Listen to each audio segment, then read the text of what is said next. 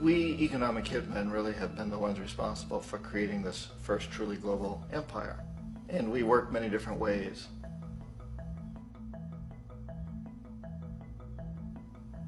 But perhaps the most common is that we will identify a country that has resources our corporations covet, like oil, and then arrange a huge loan to that country from the World Bank or one of its sister organizations.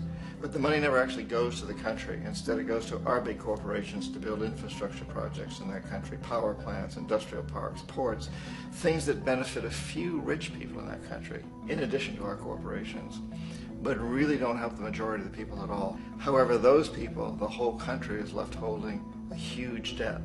And such a big debt they can't repay it, and that's part of the plan, that they can't repay it.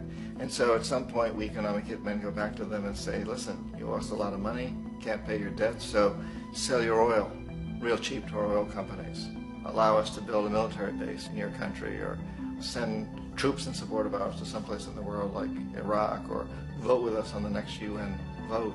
To have their electric utility company privatized and their water and sewage system privatized and sold to U.S. corporations or other multinational corporations.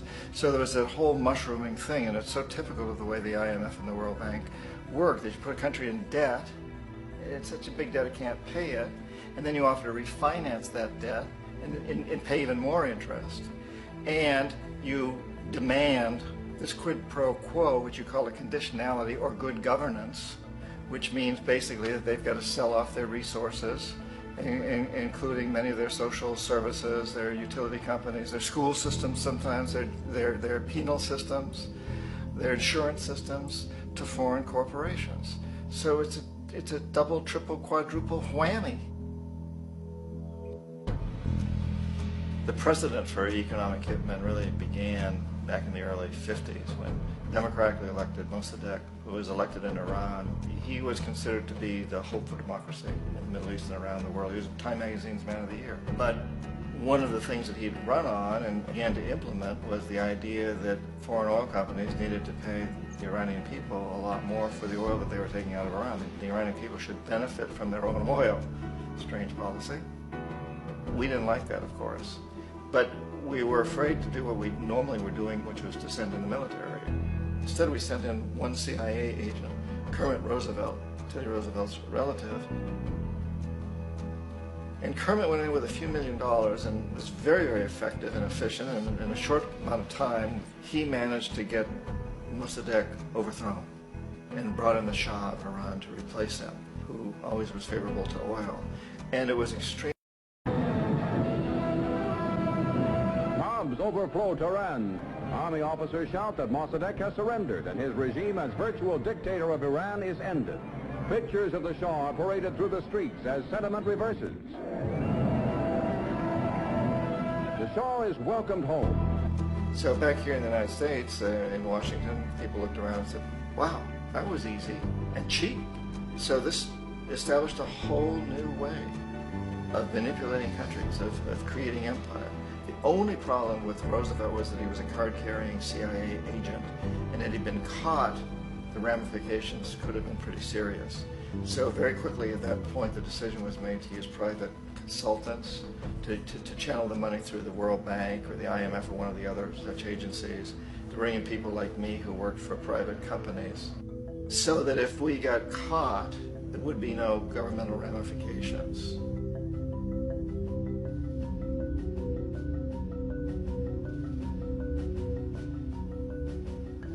When Arbenz became president of Guatemala, the country was very much under the thumbs of United Fruit Company, the big international corporations. And Arbenz ran on this ticket that says, you know, we want to get the land back to the people. And once he took power, he was implementing policies that would do exactly that, give land rights back to the people.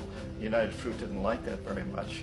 And so they hired a public relations firm, launched a huge campaign in the United States to convince the United States, the people, the citizens of the United States, and the press of the United States, and the Congress of the United States, that Arbenz was a Soviet puppet.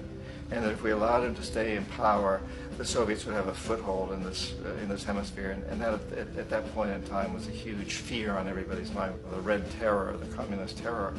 And so, to make a long story short, out of this public relations campaign came a commitment on the part of the CIA and the military to take this man out. And in fact, we did. We sent in planes, we sent in soldiers, we sent in jackals, we sent everything in to take him out, and did take him out. And as soon as he was removed from office, the new guy that took over after him basically reinstated everything to the big international corporations, including United Fruit.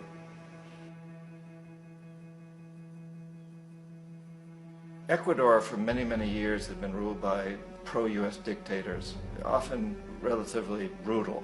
Then it was decided that they were going to have a truly democratic election. Jaime Roldos ran for office, and his main goal, he said, as president, would be to make sure that Ecuador's resources were used to help the people. And he won, overwhelming, by more votes than anybody had ever won anything in Ecuador. And he began to implement these policies to make sure that the profits from oil went to help the people. Well, we didn't like that in the United States. I was sent down as one of several economic hitmen to change Roldos, to corrupt him, to bring him around, to let him know, okay, you can get very rich, you and your family, if you play our game, but if you continue to try to keep these policies you've promised, you're going to go. He wouldn't listen. He was assassinated. As soon as the plane crashed, the whole area was cordoned off. The only people allowed in were the U.S. military from a nearby base and some of the Ecuadorian military. When an investigation was launched, two of the key witnesses died in car accidents before they had a chance to testify. A lot of very, very strange things that went on around the assassination of Jaime Roldos. I, like most people who've really looked at this case, have absolutely no doubt that it was an assassination. And of course, in my position as an economic hitman, I was always expecting something to happen to Jaime, whether it be a coup or assassination, I wasn't sure, but that he would be taken down because he was not being corrupted. He would not allow himself to be corrupted the way we wanted to corrupt him.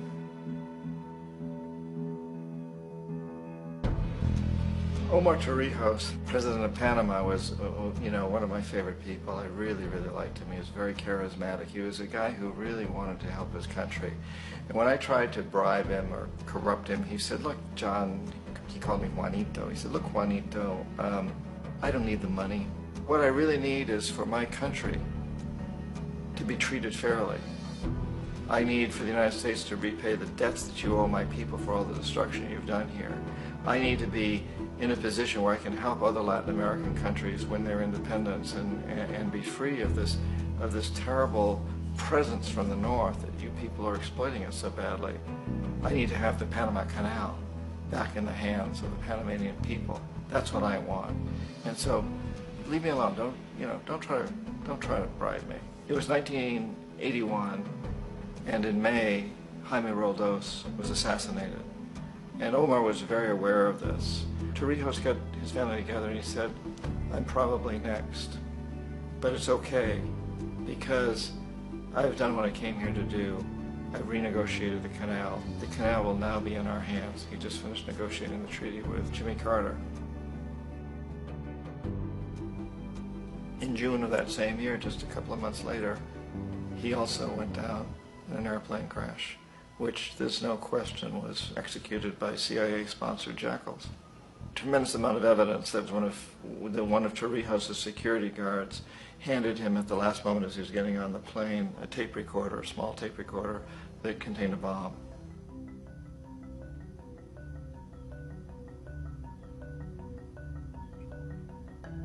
It is interesting to me how this system has continued pretty much the same way for years and years and years, except the economic hitmen have got better and better and better.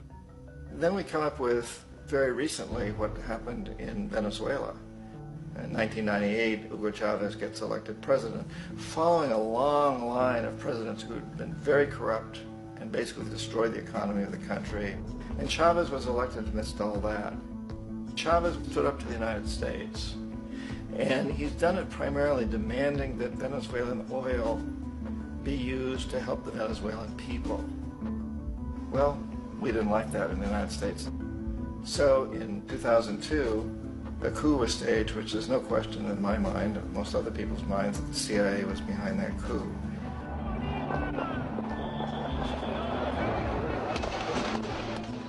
way that that coup was fomented was very reflective of what Kermit Roosevelt had done in Iran, of paying people to go out into the streets, to riot, to protest, to say this Chavez is very unpopular. You know, if you can get a few thousand people to do that, television can make it look like it's the whole country, and things start to mushroom.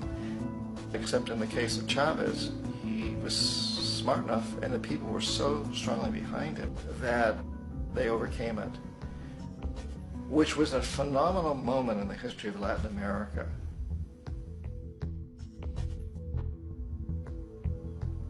Iraq actually is a perfect example of the way the whole system works. So we economic hitmen are the first line of defense. We go in, we try to corrupt governments and get them to accept these huge loans, which we then use as leverage to basically own them. If we fail, as I failed in Panama with Omar Torrijos and in Ecuador with Jaime Roldos, men who refuse to be corrupted, then the second line of defense is we send in the jackals. And the jackals either overthrow governments or they assassinate. And once that happens and a new government comes in, boy, it's going to toe the line, because the new president knows what will happen if he doesn't. In the case of Iraq, both of those things failed. Economic hitmen were not able to get through to Saddam Hussein. We tried very hard. We tried to get him to accept a deal very similar to what the House of Saud had accepted in Saudi Arabia, but he wouldn't accept it. And so the jackals went in to take him out. They couldn't do it. His security was very good. After all, he had one time worked for the CIA. He'd been hired to assassinate a former president of Iraq and failed, but he knew the system. So in '91, we send in the troops and we take out the Iraqi military. So we assume at that point that Saddam Hussein is going to come around. We could have taken him out, of course, at that time, but we didn't want him. He's the kind of strong man we like. He controls his people. We thought he could control the Kurds and keep the Iranians in their border and keep pumping oil for us. And then once we took out his military, now he's going to come around. So the economic hitmen go back in the 90s without success. If they'd had success, he'd still be running the country. We'd be selling him all the fighter jets he wants and everything else he wants.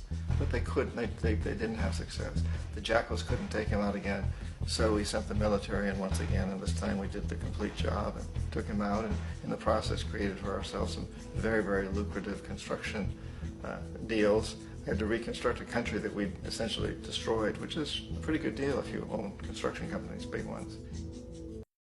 So, you know, Iraq shows the three stages. The economic hitmen failed there, the jackals failed there, and as a final measure, the military goes in. And in that way, we've really created an empire, but we've done it very, very subtly. It's clandestine. All the empires of the past were built on the military, and everybody knew they were building them. So the British knew they were building them, the French, the Germans, the Romans, the Greeks. And they were proud of it, and they always had some excuse, like spreading civilization, spreading some religion, something like that. But they knew they were doing it. We don't. The majority of the people in the United States have no idea that we're living off the benefits of a clandestine empire, that today there's more slavery in the world than ever before. And then you have to ask yourself, well, if it's an empire, then who's the emperor? Obviously, our presidents of the United States are not emperors. An emperor is someone who's not elected, doesn't serve a limited term, and doesn't report to anyone, essentially. So you can't classify our presidents that way. But we do have what I consider to be the equivalent of the emperor, and it's what I call the corporatocracy. The corporatocracy is this group of individuals who run our biggest corporations, and they really act as the emperor of this empire. They control our media, either through direct ownership or advertising. They control most of our politicians because they finance their campaigns, either through their corporations or through personal contributions that come out of the corporations. They're not elected, they don't serve a limited term, they don't report to anybody. And at the very top of the corporatocracy, you really can't tell whether a person's working for a private corporation or the government because they're always moving back and forth. So, you know, you've got a guy who one moment is the president of a big construction company like Halliburton, and the next moment he's vice president of the United States, or the president who is in the oil business. And this is true whether you've got Democrats or Republicans in the office. You have to moving back and forth through the revolving door.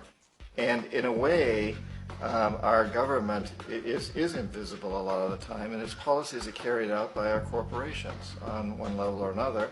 And then again, the policies of the government are basically forged by the corporatocracy and then presented to the government. They become government policy. So it's an incredibly cozy relationship. This isn't a conspiracy theory type of thing. These people don't have to get together and plot to do things. They all basically work under one primary assumption, and that is that they must maximize profits regardless of the social and environmental costs.